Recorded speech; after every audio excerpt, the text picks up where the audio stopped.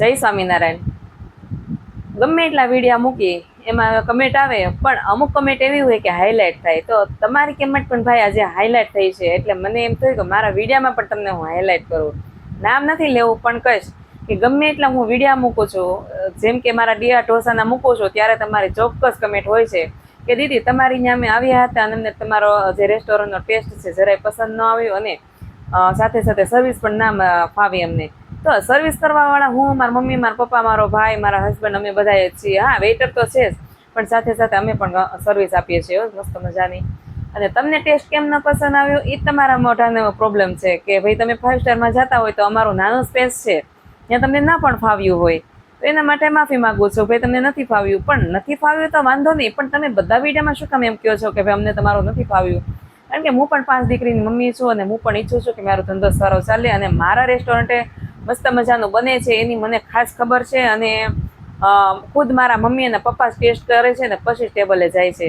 મતલબ તમને થોડુંક વીઆઈપી હશો તો તમને અમારું નહીં ફાવ્યું હોય, કારણ કે અમારું સેટઅપ નાનું છે, અને અમે જે 100 રૂપિયામાં પ્રોવાઈડ કરીએ એટલું લગભગ કોઈ પ્રોવાઈડ કરી પણ ના શકે.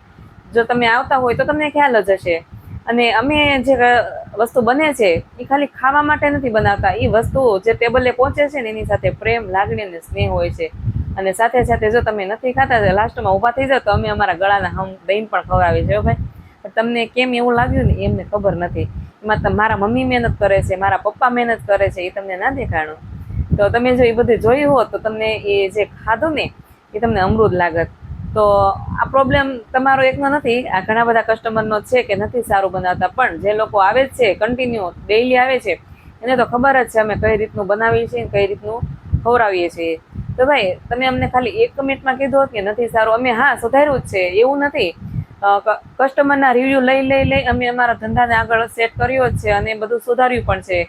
કેટલા સુધારા વધારા કર્યા એ અમને જ ખબર છે, ને કેટલા કારીગરને સુધારવા એ તમારા ઉપર ડિપેન્ડ હતું. અમે સુધાર્યા છે. તમે ખાલી 1 વિડીયોમાં ખાલી કીધું હોત ને તો અમને કઈ વાંધો નહોતો, પણ તમે વાલે કરી એમ કીધું ને કે તમારો ટેસ્ટલેસ છે. તો ભાઈ હું પણ એક નાનો ધંધો લઈને જ બેઠી છું, હું પણ ઈચ્છું છું કે મારો ધંધો સરસ ચાલે, અને જે ટેબલે પ્રોવાઈડ કરીએ છીએ એ મસ્ત મજાનું જ પ્રોવાઈડ થાય, અને જેવો ટેસ્ટ જોઈને એવું જ જાય.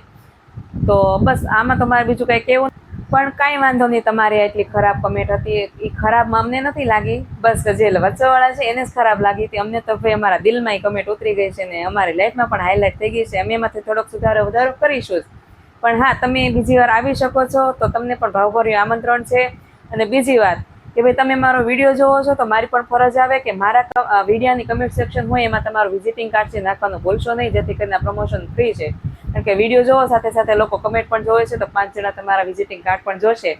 અને બીજી વાત, સુરતની અંદર વેલેન્જામાં એક ગલુડી મંદિર આવેલું છે, તો તમે જો ગલુડી મંદિર આવો છો તો દર્શન કરીને આવી અને રંગોલી ચોકડી ઘડીક સ્ટોપ થાજો, અને ત્યાં કઠોરવાળા રોડે મારું રેસ્ટોરન્ટ આવેલું છે. તો સાંજની વિઝિટ કરવા મારા રેસ્ટોરન્ટે આવજો, અને વિઝિટ કરવા આવો તો સાથે સાથે સાંજનું વાળું પણ ત્યાં કરતા જાજો, કારણ કે એકવાર ટેસ્ટ કરશો તો તમારા દાંતમાં રહી જશે.